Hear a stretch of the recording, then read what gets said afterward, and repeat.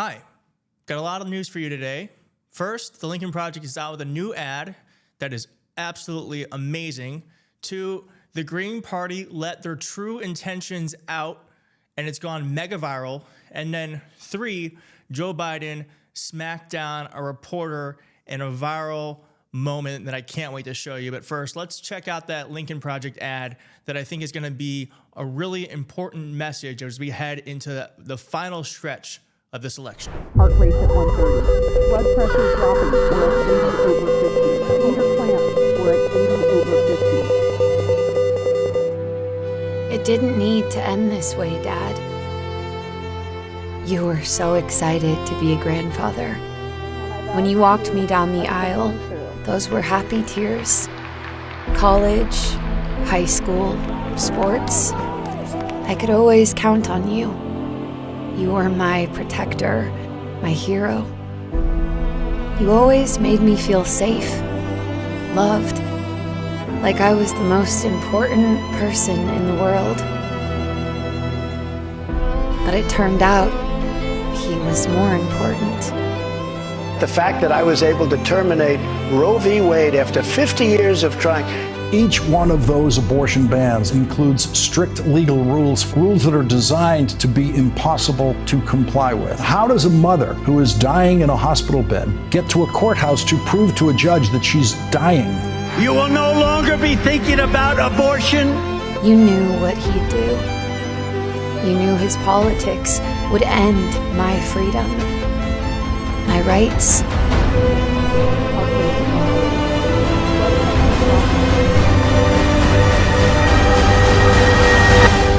My life.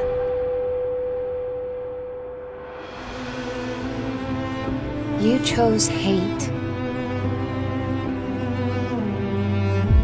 over me. Wow, really incredible, right? I mean, the thing that the Lincoln Project does well, and I think Democrats I just think overall messaging, political messaging could do better is, so much of effective communication isn't about telling, it's about showing. And that's why I love this ad, because you always want to tell, if you can show something to someone rather than tell them, it's so much more effective. Now it's harder to do. Obviously that took a lot more work than if you were to just say Donald Trump's getting elected could cause women to die. That would be easier to do. What they did was much harder, but much more effective. Now, on to the second story. Jill Stein is running again. You might not know who she is. She's the Green Party candidate. She ran in 2016. I believe she ran in 2012 or 2008. She's ran a lot before. She's never won anything besides a small city council race in like 2002. She's now running not to win. And that was made apparent over the week in two separate viral videos. Here are two separate endorsers explaining that their goal, the goal of the Green Party, is not to try to win election. They know they can't win. The goal of the Green Party is to what? Not even prevent Trump from winning. The goal of them, is they say, is to prevent Kamala Harris from winning, which will get Donald Trump elected. Make no mistake that this rumble of abandon guarantees a failure for the vice president, the loss of Michigan, and the loss of the White House. That we can depose the leaders who sit atop a superpower, a success that will happen immediately when we know the results on the 5th of November. The election has already started. Absentee ballots have been sent. We need to catch up rapidly. We need everyone here to get active. We need to be clear about what our goals are. We are not in a position to win the White House. But we do have a real opportunity to win something historic. We could deny Kamala Harris the state of Michigan.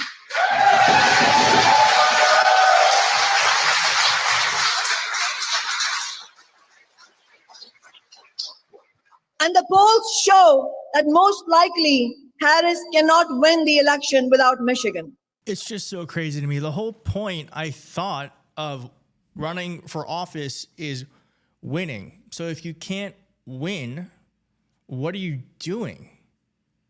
What are you doing? I'm going to let this tweet speak for me. It's the sheer disdain the Greens have for trans people, children having health care coverage ripped away from them, women bleeding out in hospital parking lots, refugees and other vulnerable groups in this country, all to help Trump, who is worse on everything, including Gaza. And not to only mention every other country that relies on us to be a steward of democracy and to defend them when no one else would. Well, think about Ukraine and Taiwan and our allies. It's just, and the many immigrants who live here who need someone like Kamala Harris to be in office to make sure that they have someone empathetic to their right to try to build a life here. So I just don't get that. I just don't get it. Throwing everything away for what? It doesn't make it doesn't make anything better. And then lastly, Biden did a quick press conference at the White House regarding the hurricane response, and reporters tried tripping him up. Look at this question that they asked Biden as it pertains to Trump and Biden's response, which I think is all of us in that moment. Sir, have you considered calling him and asking him to stop doing that? To stop spreading this? Come on. Reporters, have you considered asking Donald Trump to stop doing that? It's not the president's job. And do you really believe Donald Trump would take that call? And if he did, do you think he would listen? Like, come on, like what are we doing here? And then secondly, look at how they tried to create drama between Ron DeSantis and Joe Biden and Kamala Harris. And Joe Biden wouldn't take it. And I think this is proof yet again that, I mean, I know that the whole dementia Joe Biden thing has kind of eerily disappeared. There's no more speculation about Joe Biden's failing mental health. But here's a good example that Joe Biden is as sharp as ever because he did not take the bait. President, does Governor DeSantis need to take Vice President Harris's calls? All I can tell you is I'm talking to Governor DeSantis. He's been very gracious. He's thanked me for all we've done. He knows what we're doing, and I think that's important. Can you say that Florida has... Thank you so much for watching. If you liked the video, hit like on the video. Let's get a thank you, Joe, in the comments below if you made it to the end of the video, and I will see you on the next one. I don't know what's wrong with you young people. You think you just fell out of a coconut tree?